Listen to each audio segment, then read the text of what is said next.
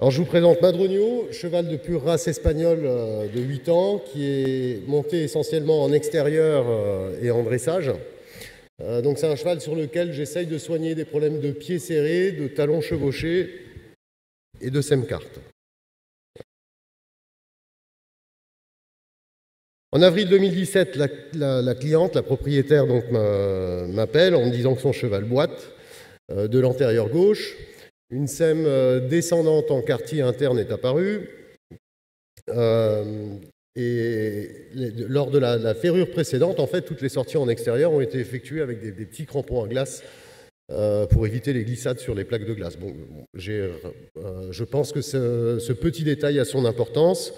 On pourra y revenir plus tard. Ça marche pas. Donc, je suis intervenu sur ce cheval dès que j'ai pu, et la première visite donc, date du 11 avril. Et pour essayer de soulager le cheval de sa boiterie, il me paraissait évident que c'est la sème en fait, qui faisait souffrir le cheval. Encore fallait-il comprendre pourquoi et comment elle est apparue. Donc pour ça, j'ai essayé d'analyser et de récolter un maximum d'informations. Et sur la photo de gauche, donc on voit le cheval de face. On voit un cheval avec un poitrail très étroit, et comme la plupart des chevaux au poitrail étroit, on se retrouve avec des membres ouverts du bas. Et sur les chevaux ouverts du bas, très souvent, c'est toute la partie interne du sabot qui subit le maximum les charges. Seulement, ce n'est pas si simple. Sur l'antérieur gauche, donc celui pour lequel j'interviens, donc sur l'antérieur gauche, on se rend compte qu'il y a plusieurs choses, plusieurs anomalies. La première, c'est qu'on a une déviation vers l'extérieur à partir du carpe, donc en valgus, et une rotation à partir du boulet, une rotation interne. Donc comme si le cheval, en fait, il était cagneux.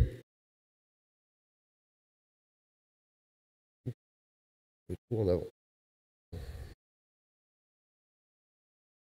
Voilà. Donc, ensuite, je me suis attardé sur une analyse de sa boîte cornée, et pour ça, je me suis aidé en fait de cet outil qui a été élaboré il y a quelques années, le carnet de santé du pied. La première chose qu'on voit et qui saute aux yeux lorsqu'on prend le pied du cheval, en fin de compte, c'est cette fourchette qui est en mauvais état et qui est pourrie et atrophiée. Ces talons qui sont resserrés et en plus qui ne sont pas à la même hauteur. Donc le pied est bien déformé quand même. Ce qu'on peut voir aussi, c'est au niveau des cartilages angulaires. Alors normalement, les cartilages angulaires, 2/3 de leur hauteur sont logés à l'intérieur de la boîte cornée et 1/3 au-dessus de la couronne, un tiers juste sous la peau. Or là, ce qu'on peut voir, c'est que sur le quartier interne, donc à votre droite, l'interne du cheval, c'est votre droite, le cartilage angulaire finalement dépasse que très peu.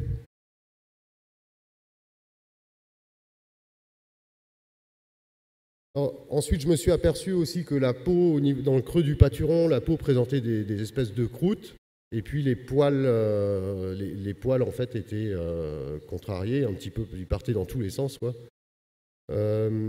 Au niveau des glomes, on voit bien que le glome intérieur à l'interne est bien plus haut que l'externe, et que le talon interne chevauche le talon externe.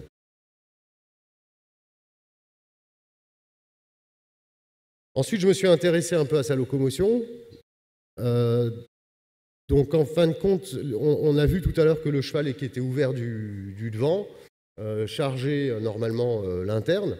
Les chevaux ouverts du devant, pour moi, déroulent leurs pas en pince mamelle interne pour finalement atterrir en talon externe. Là, c'est l'inverse en fait. Le talon, ce cheval déroule son pas en pince mamelle externe pour atterrir en talon interne. Donc en fait, ça c'est dû à la cagnosité qu'on a pu observer tout à l'heure. Donc voilà en vidéo, j'ai pu apercevoir à un moment donné au ralenti que le cheval décollait bien en pince mamelle interne. Et comme beaucoup d'Espagnols, il billarde.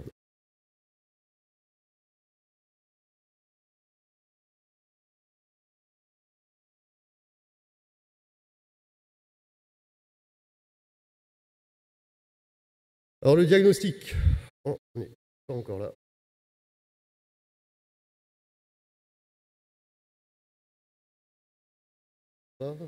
Voilà, le diagnostic. Donc le talon le plus en pression a tendance à remonter par rapport à son talon opposé, en fermant de cette manière le cartilage angulaire du même côté. Hein. On voit du coup les glomes qui se chevauchent, la couronne qui se déforme, puis qui finit par céder sous la pression du cartilage angulaire qui est resté enfermé dans la boîte cornée. Et ce qui nous donne finalement cette sème en quartier.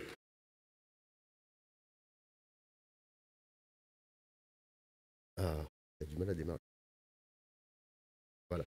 Donc les explications, vous voyez, lors de la phase du posé, finalement, l'articulation interpharyngène distale se retrouve en flexion et on a la deuxième phalange qui s'incruste entre les deux cartilages angulaires et du coup les écarte de part et d'autre.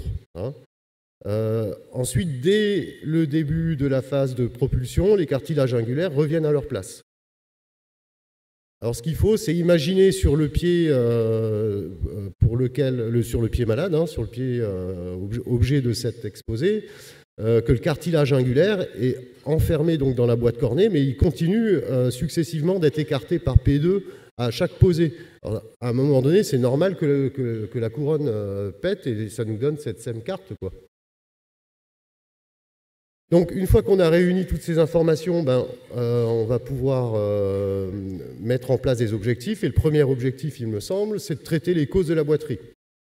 D'une part, pour ça, je vais essayer d'assurer une bonne base physiologique aux membres pour essayer de réduire les pressions et les répartir. Et surtout, gérer les bras de levier, puisque l'objectif, c'est non seulement de stopper la boiterie, mais aussi de remettre le cheval au travail. Alors, pour assurer une bonne base physiologique, j'ai choisi de m'aider du TDL. Le TDL, en fin de compte, c'est une équerre à angle variable, hein, grâce à laquelle on va matérialiser l'angle du membre par rapport au sol et reporter en fait cet angle au pied levé. Du coup, sur notre pied, ça nous donne ça.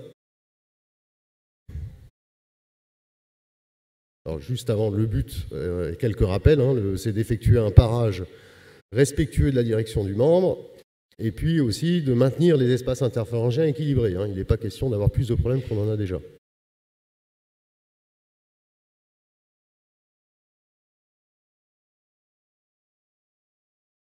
Voilà. Donc sur notre pied, ça nous donne ça. J'ai mis une petite trace jaune, vous voyez, sur la photo de gauche. Pour bien visualiser en fait la quantité de cornes à enlever. Et là, toute cette quantité de cornes, elle se situe sur l'interne. Alors, une fois avoir paré mon pied, je suis parti à la camionnette pour souder une traverse sur le fer. Et lorsque je suis revenu, j'ai effectué mon parage, j'ai posé le pied, je suis parti. Je suis revenu, il s'est passé environ 10 minutes, un quart d'heure, et on pouvait déjà constater un changement assez positif. Alors, pour réduire les pressions et les répartir, j'ai choisi donc cette traverse, mais pas seulement, puisque étant donné que le cheval déroule son pas en pince mamelle externe, et qu'il est supposé dans ce cas-là poser son talon interne, j'ai essayé de biseauter l'éponge interne pour amortir en fait l'effet du posé sur le sol. Et sans oublier, j'appuie une fois trop. Voilà. Sans oublier, le plus important pour moi, c'était de faire une suppression d'appui sur le talon interne, bien sûr, pour lui laisser l'occasion de revenir tout doucement à sa place. Voilà. Donc 15 jours plus tard, je suis revenu sur le cheval, cette fois pour le ferrer entièrement, mais toujours sur les mêmes principes. Alors, ce qui a déterminé mes choix en fait, dans la ferrure, c'est premièrement ses activités de dressage. Donc, il me semble normal par rapport à ses activités de dressage de gérer ses leviers et de les réduire. C'est pour ça que j'ai choisi une ajusture française. Alors, celle-ci me permet également de ne pas avoir de compression de sol, puisque comme vous pouvez le voir en fait sur la branche interne du pied, donc sur votre gauche, on voit que la sole est plus fine. Hein. J'ai essayé de la descendre au maximum, pardon. Mais à un moment donné, je ne pouvais plus. J'ai fait perler le pied, on ne pouvait pas aller plus loin, quoi. Donc l'ajusture française pour ne pas avoir de compression de sol et de réduire les leviers. Par rapport à son activité en extérieur, je sais par expérience que dans cette zone géographique, les sols sont très très abrasifs. Et en plus de ça, la cliente emprunte pas mal de routes pour pouvoir rejoindre la forêt. Donc je suis parti sur un fer de 10 mm. Alors, le fer de 10 mm plus la traverse, en fait, je me suis dit je ne vais pas alourdir cette ferrure et j'ai choisi de ne pas mettre de silicone. Voilà. Donc l'utilisation de la traverse soudée, pour moi, c'est répartir les charges du mieux possible. Et surtout, je reviens sur la suppression d'appui avant le brochage, hein, à partir des parties les plus larges du pied jusqu'au talon, qui me semble très important. Alors, la fréquence d'intervention, tous les 15 jours pour supprimer l'appui sur le talon interne, et un referrage complet toutes les 5 semaines. Donc, au départ, il était programmé à 6 semaines, mais à 6 semaines, on s'est rendu compte que le cheval boitait, donc on a reculé d'une semaine, et à 5 semaines, ça lui convient bien.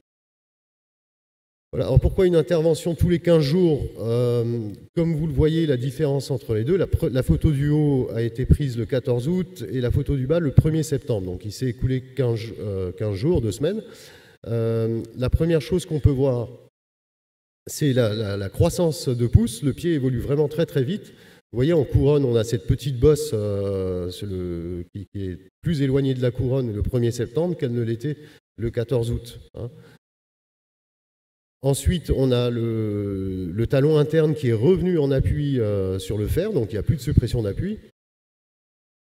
Et comme quoi, si j'interviens pas tous les 15 jours, vous voyez, l'évolution elle n'est pas forcément positive. Ici, j'ai de nouveau un glaume qui est remonté. Il y a quand même des changements positifs ici, au fil des semaines. Donc ici, on peut voir l'angle de la paroi. Donc la photo la plus récente des deux, c'est la photo qui est à votre droite, qui date du 1er septembre. Et on voit en fait une paroi qui, comme elle est moins en pression, elle n'a plus trop de raison de se verticaliser, donc elle va reprendre un petit peu d'obliquité.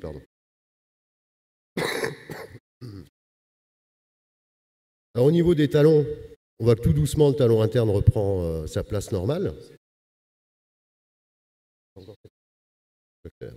Au niveau de la sème, tout doucement, elle va être amenée à disparaître au fil de la valure.